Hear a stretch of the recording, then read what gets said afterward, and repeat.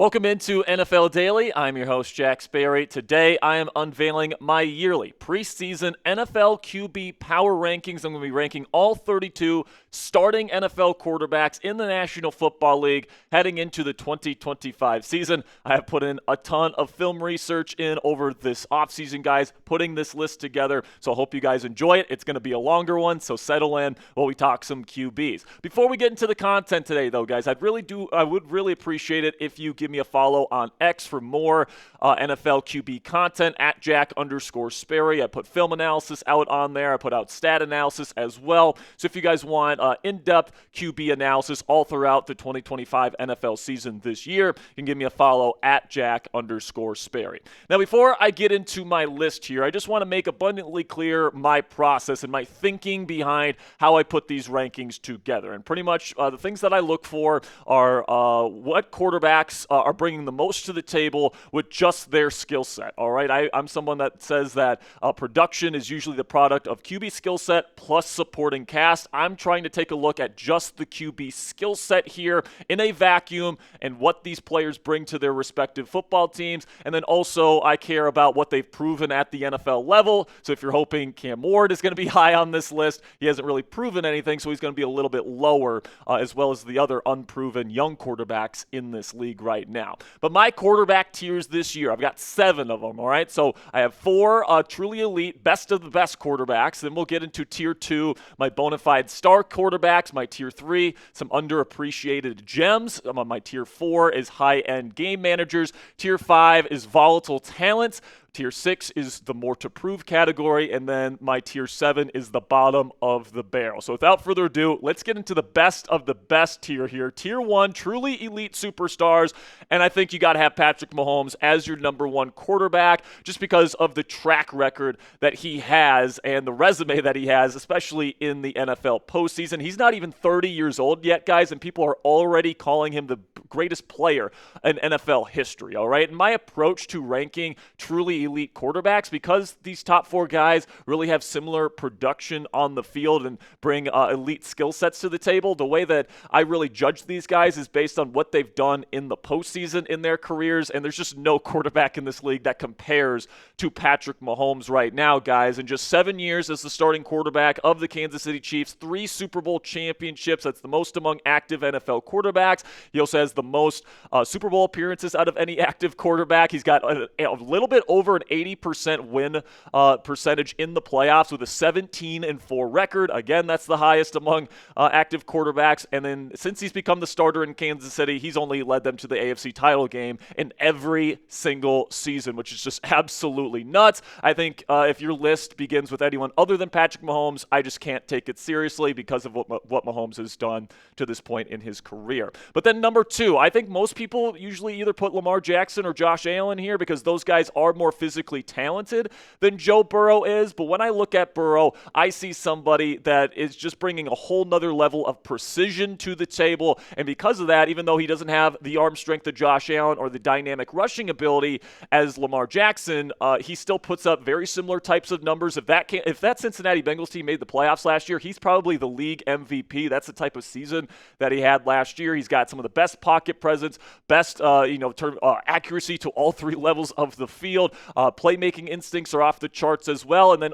again, I do judge these elite quarterbacks based on what they've done in the postseason, and Burrow is currently the only active NFL quarterback to beat Patrick Mahomes in a playoff game in Arrowhead Stadium. That means something to me. And right now, if I had to pick somebody to beat Mahomes in a playoff game, I would be picking Joe Burrow, so that's why I have him number 2. But there's no denying, guys, Josh Allen and Lamar Jackson in their own rights are both elite caliber quarterbacks. Josh Allen I have slightly above Lamar here because he does have a better playoff track record than Lamar, but both of these guys have not beaten Patrick Mahomes in the NFL playoffs to this point in their careers. Now, if they do that this year, if they can beat Mahomes in the playoffs, if they win a Super Bowl this year, etc., then they can certainly move up the rankings in future editions of my list. But until they do that, they are in the elite category, but I have them 3rd and 4th respectively. So what say you guys? Let me know down there in the comment section. Who is the best quarterback in the NFL today? Is it Patrick Mahomes?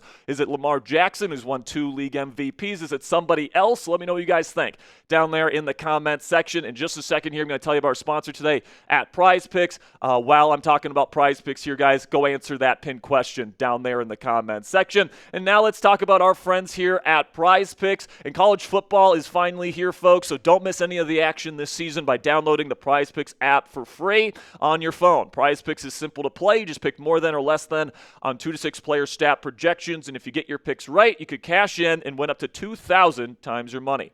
Prize Picks also puts their members first, so all withdrawals are fast, safe, and secure. Prize Picks also offers Venmo, Apple Pay, MasterCard, and more for quick and easy deposits into your account this football season. Prize Picks is the best place to win cash while watching sports this football season. So join the millions of members that have already signed up and sign up today for free. You guys can take a look at my college football projection for this weekend. I've got Ryan Williams, the Alabama wide receiver, getting more than his projected receiving yards. I'm going to take the more on passing yards for Garrett Nussmeier, the LSU Tigers quarterback. I'm going to take the less on Carson Beck in terms of passing touchdowns versus a tough Notre Dame defense. So download the Prize Picks app today and use code CLNS to get $50 in lineups after you play your first $5 lineup with Prize Picks today. That's code CLNS to get $50 in lineups after you play your first $5 lineup with Prize Picks today. Prize Picks, run your game. Now, for me, guys, I am going to put second-year quarterback Jayden Daniels in my top 5 to head into this season. And I know that, for some people that might be a little bit too early, just 1 year production. I understand that take. But for me, there's 3 specific reasons why I feel comfortable putting Jayden Daniels in my top 5 and at the top of my tier 2 of NFL quarterbacks. Number 1, he beats you in just so many ways. He brings a truly elite skill set to the table. He's really good within structure. He's got super clean throwing mechanics. He can beat you to all 3 levels of the field.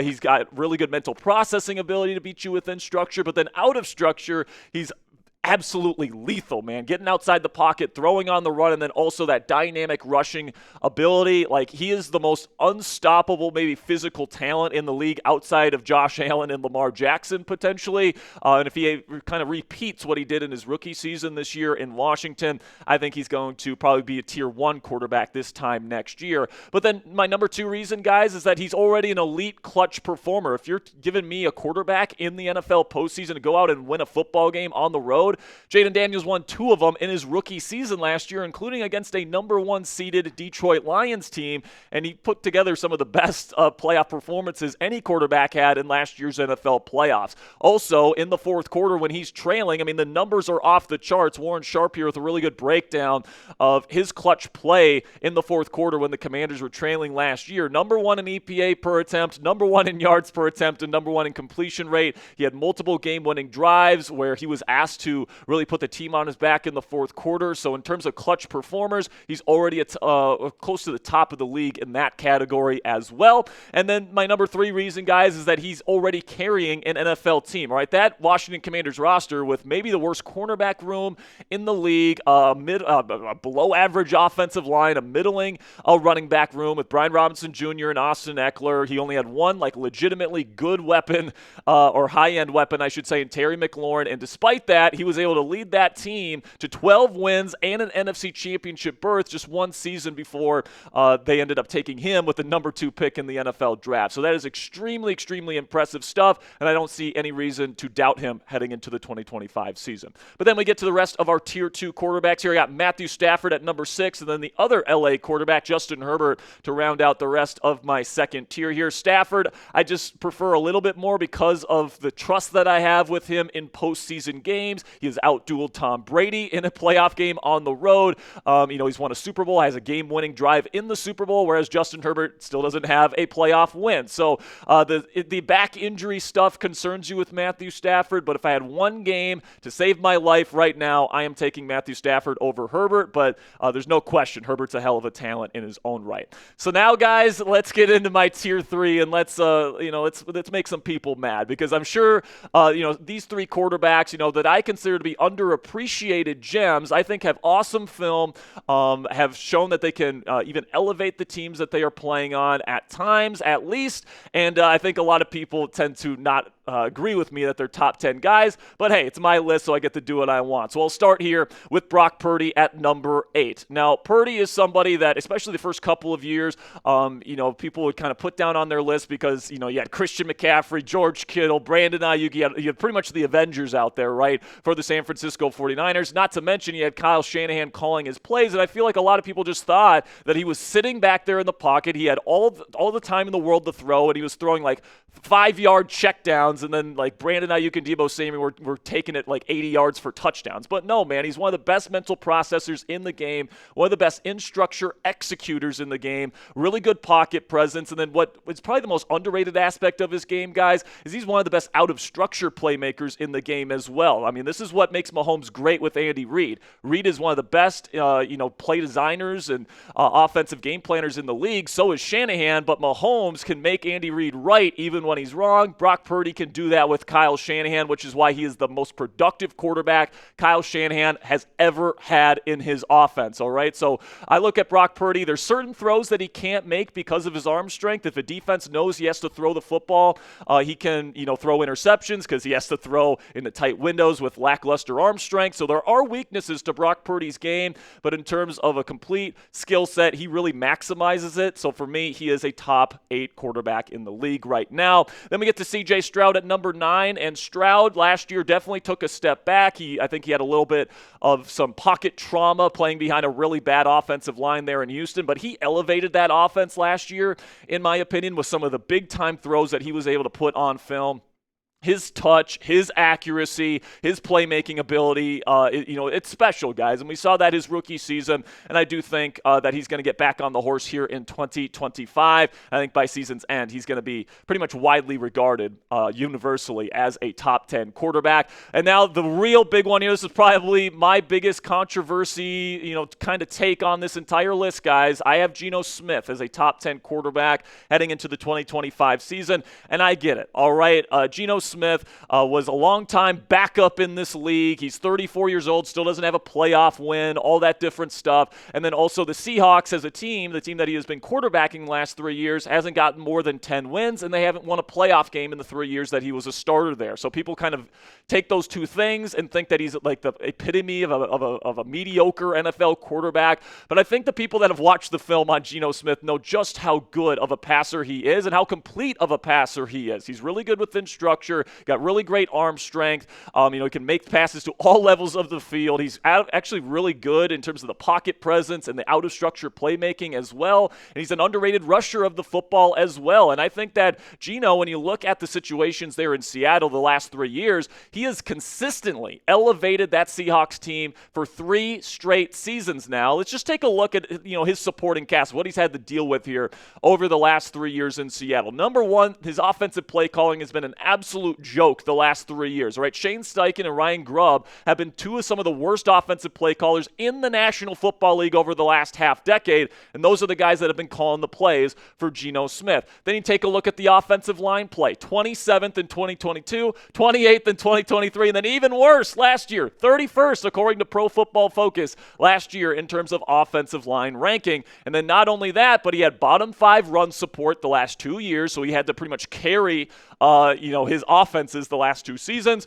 And then another thing there is that the defenses have been terrible in Seattle, specifically in 2022 and 2023. Mike McDonald came in last year. That was a much better defense last season, but, the point still stands. Not a lot of help surrounding Geno Smith over the last 3 years. And despite that, he has kept them in the playoff hunt every single year. They even made the playoffs back in 2022 when people were literally expecting them to be the worst team in the league. All right, so this has been somebody that has consistently elevated his team over the last 3 seasons. And I think 2 stats that really illustrate that, guys, is number one, completion percentage over expectation. So in terms of they have tracking data and they can tell which, plays and passes should be completed versus not. Geno Smith is number 1 in completion percentage over expectation. He also has number 1 lowest off-target percentage. So he's one of the most accurate quarterbacks in the National Football League to all 3 levels. And then the big-time time throw total, 94 over the last 3 years. That is second to only Josh Allen over the last 3 years. All right, so this has been somebody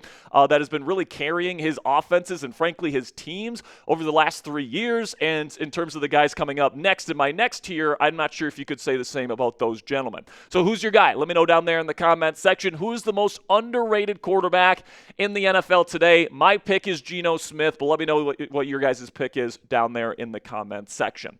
Then we get to my fourth tier here, which is what I consider to be the high-end game managers. And at the top of this tier, I do have Jalen Hurts. So I can already hear, Eagles fans groaning that he's not a top 10 quarterback because he just won a Super Bowl versus Patrick Mahomes. But I think we have to put into context just how generationally great Jalen Hurts' supporting cast was last year. All right, like it was like a college situation where he had the best offensive line in the league, the best run game in the league, one of the best wide receiver duos in the league, one of the best tight ends in the league, the best defense in the league. And because of that, you guys can see here, Hurts really didn't have that much heavy lifting to do. He only had to complete 20 or more passes 2 times in the 14-game winning streak that the Eagles had when Hurts started and finished games for them last year. He only completed 15 or less passes 7 times. All right, so that is an extremely low bar to have to hit in order to win these football games. Also, the average completions per game was 7 less than the Super Bowl winning quarterback's average since 2020. So I'm talking about Mahomes, Brady, and Stafford there, okay? He also has the lowest completions per game since Russell Wilson was playing with Marshawn Lynch in the Legion of Boom back in 2013. So that's a very, very long time. He also has the same amount of completions per game that J.J. McCarthy had with that dominant Michigan team in 2023. So Hurts almost had like a college football type of situation there, like he was back at Alabama. And I think if you put him in like Geno Smith's situation with the 31st ranked offensive line, I don't think he gets that team to 10 wins. And I think if you put Geno here on the Philadelphia Eagles, then I think he absolutely wins the Super Bowl last year. Then we get to my number 12 quarterback here, Dak Prescott. Now, Dak is coming off a down year, but there's no denying that he is one of the best mental processors in the game. He's traditionally one of the most accurate quarterbacks in the game today as well. The playoff track record isn't necessarily great when it comes to a guy like Dak, in my opinion, but he's certainly somebody that can get the job done and put up lots of numbers with that really pair of elite traits, the accuracy and the mental processing. Then I have Baker Mayfield, and I think a lot of people like Baker, and he's a very likable guy, and because of that, I think people are really quick to put him in the top 10 because he did put up really good numbers and good production last year in Tampa. But kind of similar to Jalen Hurts, he had a really good situation there with the Tampa Bay Bucs last year. According to PFF, he had a top 3 offensive line. He had a top 5 run game as well with Bucky Irving leading the way. He also had really good weapons. Now, yeah, Chris Godwin got hurt, and Mike Evans was hurt for a little bit last year as well, but like McMillan and some of these other guys really stepped up big time, plus Irving was a really good receiving back for him. And then you pair that with a really excellent QB-friendly scheme with Liam Cohen calling the plays, which really gave him a lot of screens and easy passes. I think when you watch the film, it's not as impressive as the numbers may suggest. And then I think some numbers here, some advanced numbers that add some context to Baker maybe being elevated by the scheme and his supporting cast there in Tampa Bay. He was 38th in average depth of target, so a lot of short completions and screens going for big yardage. You got to give Liam Cohen his credit for that. And then his big-time throw percentage was almost as high as his turnover-worthy play percentage, guys. So those are both not great numbers. You don't want your quarterback to be living in the same kind of range, big-time throw rate to turnover-worthy play rate. You want your quarterback to elevate your offense more than he puts the ball in harm's way, and that wasn't the case with Baker Mayfield last year. Still think he's really solid, but I don't think he's quite top 10, at least not yet. And then Jared Goff I have ranked at number 14. And again, guys, all 4 of these quarterbacks, very similar tier to me. You could put Goff at 11 if you wanted to. You can mix and match, but Jared Goff's playoff record and his track record is just not for me. He played arguably the worst game of his NFL career in the divisional round of the playoffs last year versus kind of a bad Washington Commanders defense. And then he had another one of his worst games of his career in the Super Bowl when when he played against Tom Brady and the New England Patriots. Now, obviously, that's a Belichick defense. It's a big stage, all that different stuff. But right now, Jared Goff is certainly somebody that takes advantage of that Detroit Lions situation. Ben Johnson's play calling, a great run game. And I think if you take away the great O-line, the great run game, the play calling, I don't think he puts up nearly the production he's had over the last several years. Then we get to my tier 5, which is my volatile talents category. I got 7 quarterbacks in this one, so there's plenty of quarterbacks in this one. But I'm going to go with Jordan Love at the top of this tier at number 15.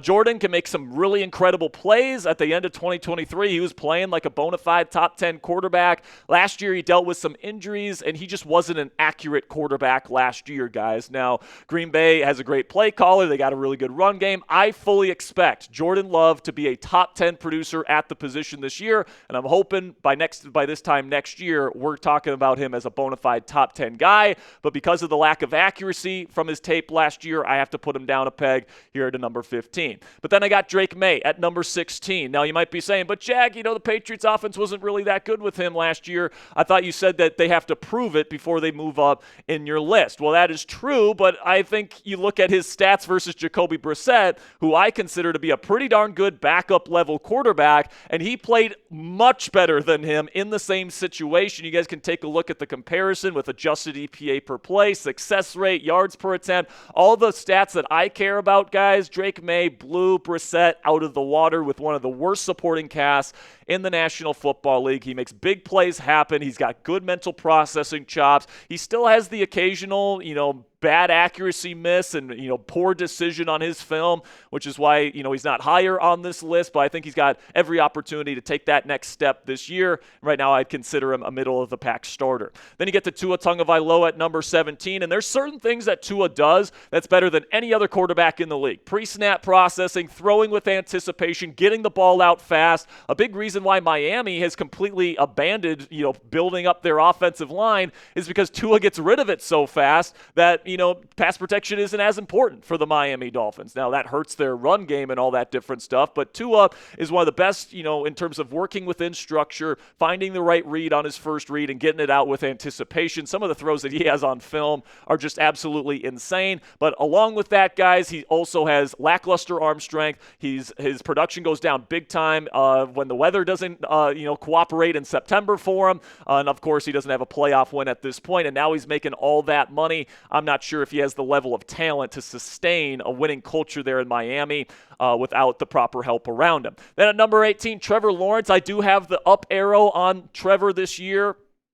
People forget back in 2022 in kind of milquetoast vanilla Doug Peterson offense, he had a top 10 quarterback season in just his second year in the league. He had a big time comeback victory in the playoffs versus Justin Herbert. And then the next year, he started off the year 8-3 before he got injured, and he hasn't been able to stay healthy since. Now he gets Liam Cohen as his offensive play caller. You got Travis Hunter in there, Brian Thomas Jr., who's an absolute stud.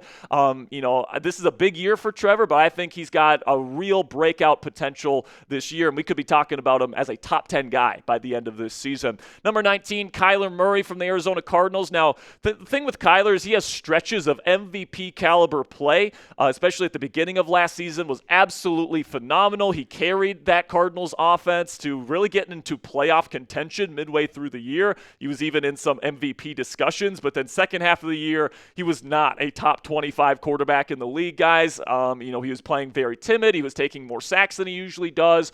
His deep ball has frankly not been very good over the last several seasons. He needs to get that back with Marvin Harrison Jr. The talent's absolutely there, but he definitely has a lot to prove still at this point in his NFL career. Then I'm going to go with Sam Darnold as my number 20 quarterback. Now, I like a lot of the things that Sam did last year. He was very aggressive. He threw the ball down the field fantastically. Lots of big-time throws on his film last year, but he also put the ball in harm's way too much. He held on to the ball for way too long, and now he's not nearly in the same situation as he was last year with the Minnesota Vikings. There's no Justin Jefferson down there in Seattle. I know Jackson Smith and Jigba's good. He's no JJ. And then, I like Clint Kubiak, but I don't think he's on the same tier as a guy like Kevin O'Connell. We're going to find out what caliber quarterback Sam Darnold really is this year behind pretty much a bad offensive line in Seattle. We'll see how that plays out. But right now, I feel comfortable putting him at number 21. And then I'll round out my fifth tier here with Aaron Rodgers of the Pittsburgh Steelers. Now, this one's tough because Rodgers has not played at a top 10 quarterback level since 2021 when he won his last NFL MVP. And as weird as it sounds, I actually have the up arrow on Aaron Rodgers heading into his age 42 season, all right, because I think he has the potential to play better in Pittsburgh this year than he has over the last 3 seasons. You guys can take a look at some of the stuff that's been going on with Rodgers the last 3 years. In 2022, he was playing on a broken thumb for most of the season, definitely affected his play. 2023, he had that torn Achilles, lost the entire season. And then 2024, it was just an absolute disaster from top to bottom for the New York Jets, and Rodgers had his hand in that, but it certainly wasn't the biggest issue with that organization. I mean, the Jets last year replaced both their head coach and their offensive coordinator mid-season, all right, so there's a lot of disarray there. Also, the offense was probably the least coordinated unit in the entire league. Nobody was on the same page. The defense was terrible after firing Robert Saleh, and then there was no run game to speak of either. So you guys can take a look at some of the adversity that Aaron Rodgers had there in New York last season. Again, the head coach and offensive coordinator get replaced. They had an incoherent offensive line. They were 31st in rush yards per game, 29th in scoring defense after week 5, 30th in made field goal percentage, so not even the special teams was working for Rodgers. They were the most penalized team last year, and then Rodgers himself was playing on a grade 2 hamstring strain there, which is a partial tear, an MCL sprain in his knee, and he also had a low ankle sprain and played through all of that. And despite that, he was clearly better than the quarterback in that same exact system there with the Jets the previous season in Zach Wilson. You guys can take a look at the EPA per play, the success rate, touchdown percentage, big time throw percentage, and turnover-worthy play rates.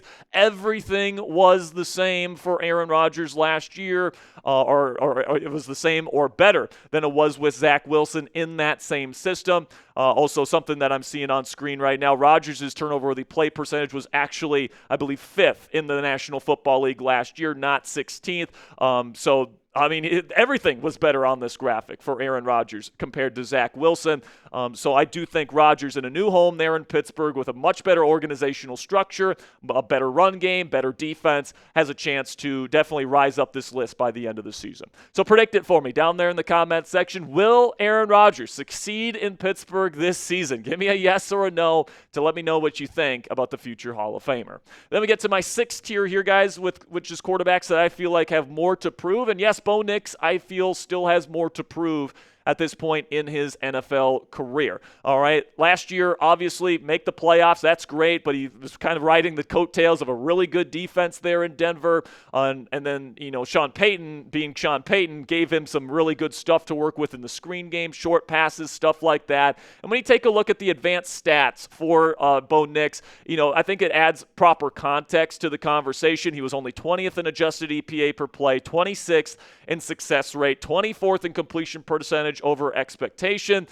He had the 26th highest ADOT, so he wasn't really throwing the ball down the field all that much. 29th in yards per attempt and 28th in big-time throw percentage. So Sean Payton and that defense seem to be doing a lot of the heavy lifting there. Now, Bo Nix can still continue to get better and get higher on this list by the end of the year. It's just heading into year 2, based on his rookie film, I don't feel comfortable putting him higher than 22nd. Then I got Russell Wilson at number 23, and he might be saying at home, but Jack, Russell Wilson is on the opposite direction of this. He doesn't belong in the needs to prove more category, and I would kind of agree with you. I think he's kind of in his own tier of kind of declining former superstar here. If you want to put him in the same category as Aaron Rodgers, go ahead, but I think Rodgers has the up arrow, whereas Russ has the downward arrow. So even though he is in my more to prove category, he's a fine starter, good bridge guy, really good culture guy as well. I think the Giants are getting a professional in their building to help develop Jackson Dart this season, but overall he definitely has his shortcomings as a quarterback that prevent him from being a top 20 guy, at least at this point. Then we get to number 24, and I have Bryce Young, who definitely has the up arrow on him heading into this season for me.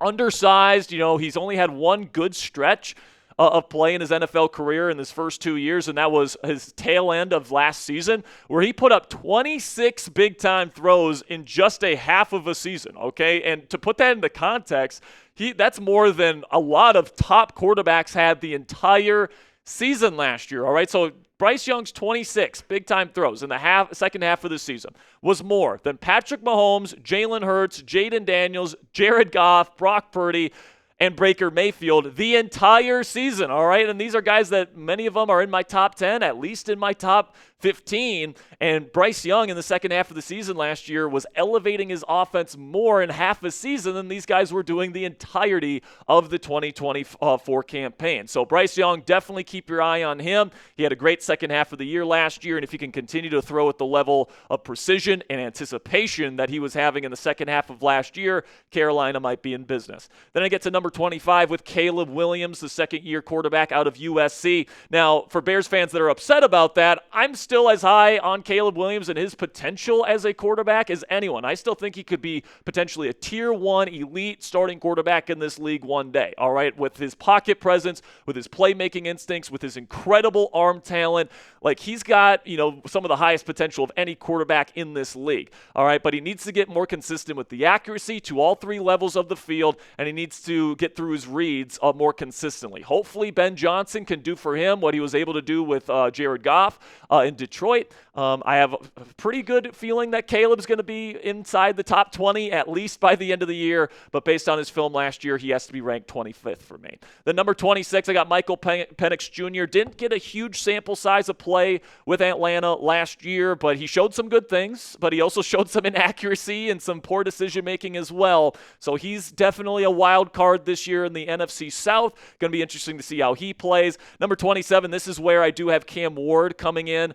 Completely unproven entity coming into the league, but I did have a higher grade on him coming out of college than I had on Vikings quarterback J.J. McCarthy, who are kind of starting at the same level here. No NFL starting experience, but I did have the higher grade on Cam Ward. And in my opinion, guys, J.J. McCarthy is probably the NFL's biggest X factor this season, because if he's good and he's good right away, that Vikings team can do whatever they want to do. They can repeat 14 wins. They could maybe even get more than that, because that roster is absolutely stacked outside of the quarterback position. So if J.J. McCarthy is ready to go and is a good starting quarterback this year, the Vikings could be legitimate titled contenders. So who's next? Let me know down there in the comments section. Who will be the breakout star at the quarterback position this year? Will it be Trevor Lawrence? Will it be J.J. McCarthy? Will it be somebody else? Let me know what you guys think down there in the comments section.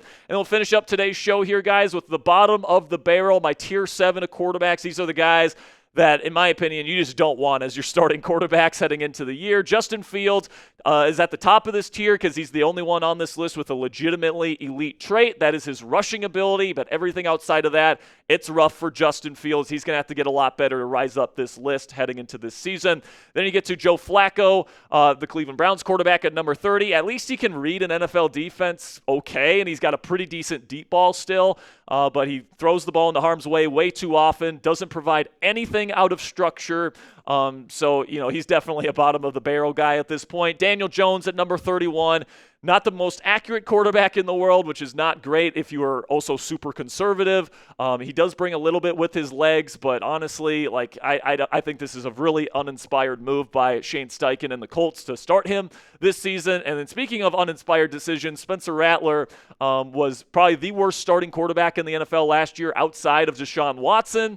And they're bringing him back for this season. Honestly, he didn't look much better in the preseason against vanilla coverages and against backups, all right? So sorry, New Orleans Saints fans. I think it's going to be a rough ride for you guys this year. But that's going to be my list, guys. Let me know what you guys think of my picks down there in the comments section. And if you guys want more in-depth quarterback content from me on social media, you can follow me at Jack_Sperry on X/Twitter, or you guys can follow me on Instagram at sparedog.football as well. I'm also going to be putting out weekly power rankings for the NFL all throughout this season as well, guys. If you guys want QB content, power rankings every single week, all that great stuff, make sure you guys click that subscribe button.